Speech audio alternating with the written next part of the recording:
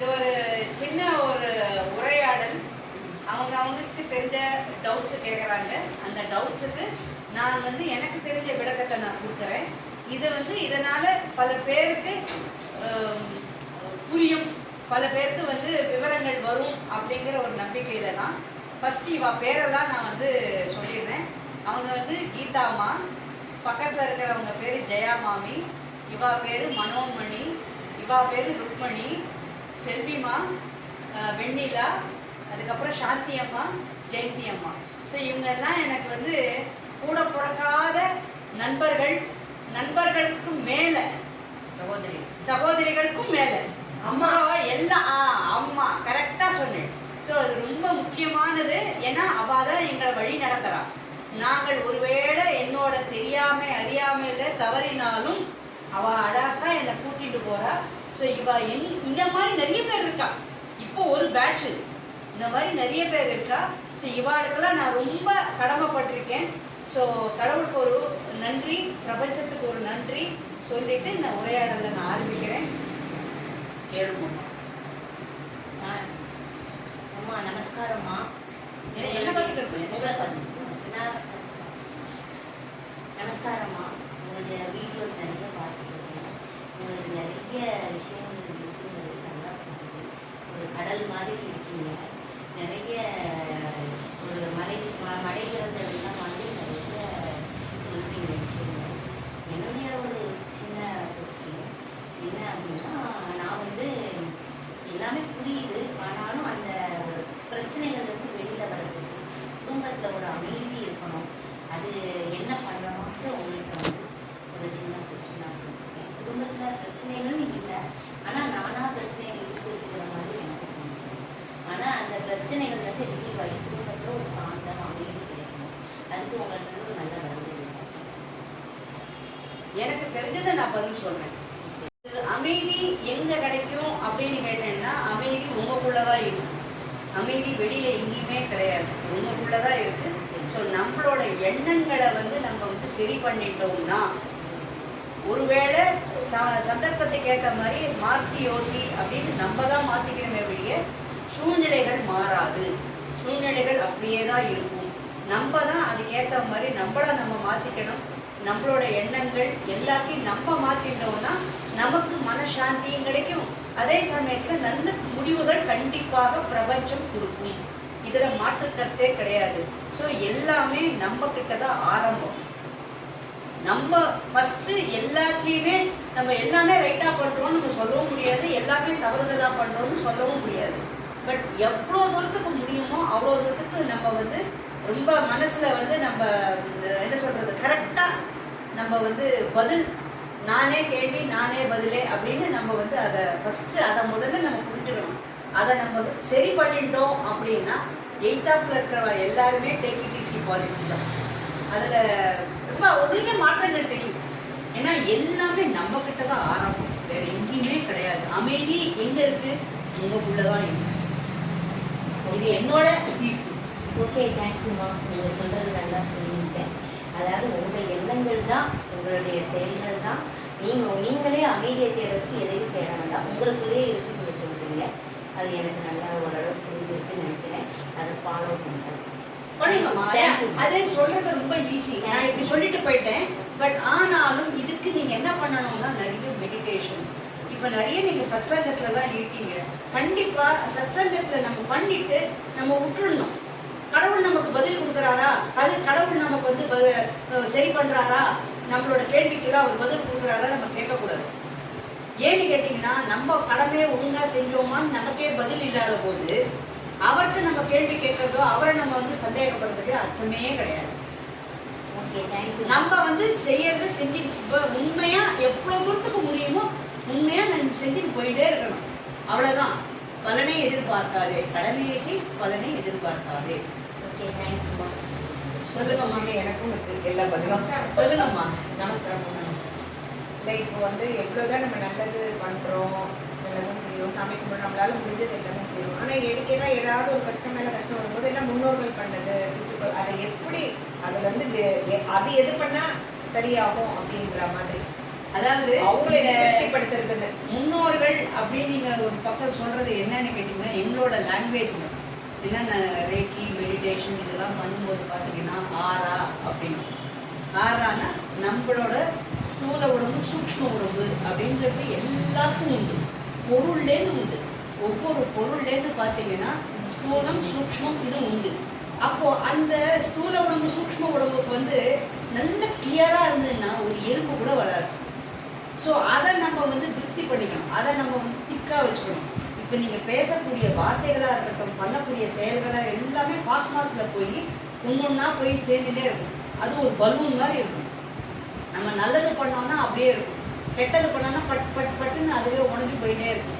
So இது எல்லாமே நம்ம என்ன பண்ணணும், நம்ம எவ்வளோ தூரத்துக்கு முடியுமோ அவ்வளோ தூரத்துக்கு நம்ம உண்மையாக நம்மளால என்ன முடியுமோ நம்ம என்ன பண்ணுறோங்கிறது பண்ண பண்ண பண்ண அது சரியாகும்.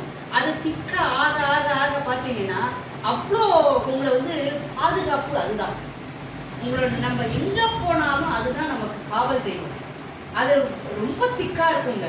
அதில் ஒரு விதமான இதுக்கு தான் நான் அடிக்கடி சொல்வேன், நாங்கள் இந்த துளசி இந்த மாதிரிலாம் வீட்டில் வந்து பூஜை பண்ணுவோம், அவாக்கிட்ட பேசுவோம். இந்த மாதிரிலாம் பேசும்போது என்ன ஆகும்னா, நீங்கள் உங்களோட என்ன கஷ்டம் எங்கிட்ட நீங்கள் சொன்னதை மாதிரி நீங்கள் அந்த செடிக்கிட்ட சொன்னீங்கன்னா அது உங்களுக்கு தீர்வு கொடுக்கும். ஏன்னா பூமாதேவி அண்ட் உங்களுக்கு இன்னொன்று என்னன்னு கேட்டிங்கன்னா எர்த் எலிமெண்ட், அவள் கொடுக்கக்கூடிய பதில் நிரந்தரம். நான் கொடுக்கக்கூடிய பதில் வந்து நிரந்தரம் கிடையாது. ஏன்னு கேட்டிங்கன்னா இன்னைக்கு உங்களுக்கு சாதகமாக பேசுவேன், நாளைக்கு உங்களுக்கு சாதகமாக பேசுவேன். அவள் பிரபஞ்சம் பஞ்சபூதங்கள் அப்படி பண்ணவே பண்ணாது. உங்களுக்கு சாதகமாக தான் அவள் பண்ணுவாள் வெளியே, உங்களுக்கு கண்டிப்பாக வழி தப்பாக நடத்த மாட்டா. அதனால அந்த பிரபஞ்சத்துக்கும் இந்த மாதிரி ஒரு சின்ன முதல்ல உங்கள் வீட்டில் ஒரு மணி பிளான்ட் இருக்கா, அந்த மணி பிளான்ட் கிட்ட பேசணும். தண்ணி விடும்போது இந்த மாதிரி இருக்குன்னு சொல்லுவோம், கண்டிப்பாக உங்களுக்கு தீர்வு கிடைக்கிறதா இல்லையான்னு பாருங்க. எல்லாமே உங்களுக்கு ஒரு முன்னோர்கள் அப்படின்னு சொல்கிறோமே வெளியே எல்லாமே ஒரு ரூபத்தில் தான் இருக்கா. நம்ம வீட்டில் பள்ளி இருக்குது, பூரான் இருக்குது, எல்லாம் இருக்குன்னா இவா எல்லாமே சித்தர்கள் தான். இவாள்லாம் நம்ம கூட நடமாடின்னு தான் இருக்கா. அதில் வந்து அவள்லாம் நடமாடின்னு இருக்கான்னா நமக்கு அதில் பக்கபலம். ஸோ நம்ம என்ன பண்ணணும்னா அவளெல்லாம் நீங்கள் நினைக்கிறத விட நான் சரியா அப்படிங்கிற கேள்வி நீங்கள் கேட்டுகிட்டே இருக்கணும். நீங்கள் எவ்வளோ தூரத்துக்கு உங்களை நீங்கள் மாற்றிக்கிட்டோ அப்போ தான் எய்தாப்பில் பார்க்கக்கூடிய கண் சரியாது. இதுதான் நம்ம நிறைய பேர் உங்கள் இடத்துல நானும் இருந்திருக்கேன், உங்களை மாதிரியான நானும் இருந்திருக்கேன். பட் நானே என்னை வந்து இந்த மாதிரி பண்ணி பண்ணி பண்ணி இப்போ ஒரு லெவலுக்கு வந்திருக்கேன். நான் பெஸ்ட்டுன்னு நான் சொல்ல மாட்டேன், பட் கொஞ்சம் உங்கள்லேருந்து நான் அப்படி எனக்கு காது வந்து கேட்குற விஷயம் தான் கேட்கும், கேட்காத விஷயம் தேவையில்லாத விஷயம் காதலே போகாது. இப்போ காதுக்கு போனால் தான் நீங்கள் போகும். ஸோ அதனால் நான் கண்டுக்கவே மாட்டேன், கத்தினியாக கத்திட்டு போ அப்படின்னு விட்டுருவேன். ஸோ அந்த பக்குவம் வரணும்னா இந்த மாதிரி நம்ம கொஞ்சம் நம்மளை மாற்றிட்டு தான் ஆகணும். அதை நீங்கள் வந்து அதுக்கு ஒரு கிளாஸஸ் தான் இருக்குது, முத்ரா கிளாஸஸ் இருக்குது, மெடிடேஷன் இருக்குது. இந்த மாதிரிலாம் நீங்கள் பண்ணீங்கன்னா ஃபஸ்ட்டு நம்மளை செதுக்கிட்டோன்னா சரியாயிடும். இந்த முன்னோர்கள்லாம் நடுவில் வரமாட்டாங்க. அவளே இன்னைக்கு நீங்கள் நாளைக்கு நீங்களும் முன்னோர்களாக இருப்பேன். ஸோ அது அப்படியே தொடர்ந்துட்டே இருக்கும். ஸோ நம்ம வந்து சரி பண்ணணும். அடுத்தது கேளு. வணக்கம். இந்த சமூகத்தில் குழந்தைகள்லாம் எது சொன்னாலும் நெகட்டிவாக சொல்லக்கூடாது, பாசிட்டிவாக எல்லாமே நடக்கணும்னு நினச்சி விரும்புகிறாங்க. அந்த குழந்தைங்களை என்ன சொன்ன மாதிரி 2 வயசு இருக்கட்டும், 7 வயசு இருக்கட்டும், 13 வயசு இருக்கட்டும், எந்த வயசாக இருந்தாலும் எந்த குழந்தைகளும் சொல்கிறாங்க நம்ம கேட்போன்ற அந்த எண்ணமே இல்லை. எது எடுத்தாலும் முடியாது, செய்ய முடியாது அப்படிதான் அந்த குழந்தைகள் சொல்லுவாங்க. அந்த குழந்தைகளை இப்போ எப்படி வளர்க்குறதுன்னு எங்களுக்கு தெரியல. அதுக்கு ஏதாவது ஒரு சொல்யூஷன் கொடுங்க, எப்படி கொண்டு வரணும் அந்த குழந்தைங்களை. பட் இது ரொம்ப அருமையான கேள்விதான். பட் ஆனால் பதில் வந்து தோண்ட வரக்கூடிய விஷயங்கள் தான். இது வந்து உடனே ஒரே ஒரு வரியிலையோ 2 பேராலையோ சொல்லக்கூடிய கிடையாது. இதுக்கு எல்லாமே நம்ம வந்து சாப்பிடக்கூடிய உணவுகள் தான் காரணம். ஏன்னா மெயினு இப்போ வரக்கூடிய ஜெனரேஷன்ஸ் எல்லாமே எப்படின்னு கேட்டிங்கன்னா, அம்மா அப்பாமார்கள் ஒழுங்காக உணவுகள் அண்ட் இந்த பிரசவம் இந்த மாதிரி நேரங்கள்லாம் மன அமைதியாக இல்லாதனால தான் பிறக்கக்கூடிய குழந்தைகள்லாம் ரொம்ப ஹைப்பராக இருக்காங்க. ஹைப்பராக இருக்கிறதும் இல்லாமல் என்னன்னு கேட்டிங்கன்னா, எல்லாம் எனக்கு தெரியும் இந்த மொபைலு இந்த கேட்ஜெட்ஸ்லாம் வந்ததுனால என்னென்னா அவளுக்கு எல்லா விஷயம் அவளுக்கு ரொம்ப தெரியும் அப்படிங்கிற இது நம்மள தட் இஸ் என்ன எங்க முன்னாடி இருக்கிறவாள்லாம் அனுபவத்துல வந்திருக்கா. அடிபட்டு ஒன்று தானா கத்துன்னு வந்திருக்கா. இப்போ வரக்கூடிய பசங்கள்லாம் அப்படி கிடையாது.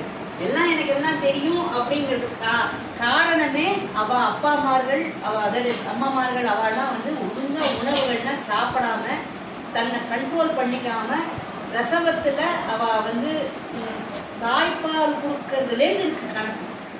அந்த தாய்ப்பால் இவ்வளோ நாள் கொடுக்கணும் அப்படின்னா அந்த குழந்தைகளுக்கு வந்து கரெக்டாக அந்தந்த டைமுக்கு வந்து பியூபர்ட்டி வருது, இதெல்லாம் வருது, இதெல்லாம் ஒரு கணக்கு இருக்கு. பட் இப்போ யாருமே கொடுக்கறது இல்லை.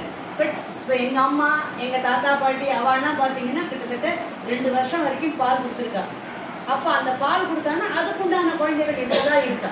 ஸோ இதெல்லாம் நிறைய விஷயங்கள் உள்ளுக்குள்ள நிறைய விஷயங்கள் அடங்கி கிடக்கு. பட் அது யாருக்கும் தெரியறதில்லை. இப்போ எல்லாரும் வேலைக்கு போகணும், பைசா சம்பாதிக்கணும், இதே ஓட்டத்தில் இருக்காளே வெளியே வேற ஒரு விதமான யோஜனையே பண்ணுறதில்லை. அதனால் வரக்கூடிய விளைவுகள் தான் வரக்கூடிய பசங்க எல்லாம் அடாவடியாக பேசுறது, அதுக்கப்புறம் தப்பான எண்ணங்கள்லாம் வச்சுருந்து சூசைட் பண்ணிக்கிறது, ஒரு காரணமே இல்லாமல் ஒரு திட்டிட்டா மொபைலை பிடிக்கிட்டா அப்படின்னு சொல்லிட்டு உடனே சூசைட் பண்ணிக்கிறது, ஒரு கொஞ்சம் கூட உட்காந்து யோசிக்கிறதே கிடையாது. இந்த யோஜனைங்கிறதே கிடையாது. இப்போ அப்படிலாம் பார்த்தா நம்மளாம் என்ன பண்ணிடுவோம், நம்மலாம் எவ்வளோ சாக்ரிஃபைஸ் எவ்வளோ காம்ப்ரமைஸு அவ்வளோ பண்ணியிருக்கோம் நம்ம. ஸோ இப்போ வர ஏன் பிகாஸ் அந்த மாதிரி ஊட்டச்சத்து நமக்கு கொடுத்துருக்கோம். இப்போ இந்த ஊட்டச்சத்தை காணும், ஊட்டச்சத்தை கொடுக்கறது இல்லை. ஸோ அதனால இன்னும் லேடிஸ்க்கு பார்த்தீங்கன்னா இந்த கைனிக் ப்ராப்ளம் இதெல்லாம் வர காரணமே இதுதான்.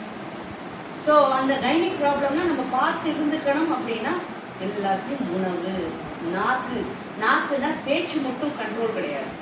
இந்த உணவுலையும் எனக்கு எது உகந்தது அப்படிங்கிறத பார்க்கணும். ஏன்னா நம்ம எல்லாரோட உடம்பும் பார்த்தீங்கன்னா 3 விதமாக இருக்கு. கபம், பித்தம், வாதம். இந்த 3 வித கேட்டகரியில தான் நம்ம அத்தனை பேரோட உடலும் இருக்கும். ஸோ நம்ம எந்த கேட்டகரியில இருக்கோம் அப்படின்னு தெரிஞ்சுட்டு அதுக்கேற்ற மாதிரி நம்ம உணவுகளை நம்ம உட்கொள்ளணும். அப்போ அந்த உட்கொள்ளாதது தான் இது எல்லாத்துக்கும் காரணம்.